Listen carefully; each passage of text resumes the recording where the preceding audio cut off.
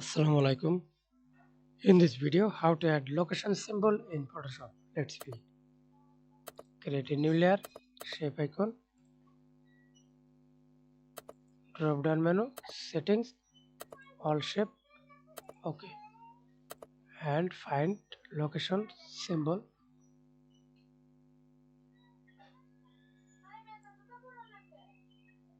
See this location home symbol, and I use location symbol. Press enter, hold shift, OK, and again create a new layer,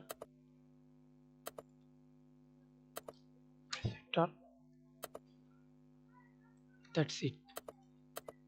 Thanks for watching video. Please subscribe to my channel, like, comment, share. Change color.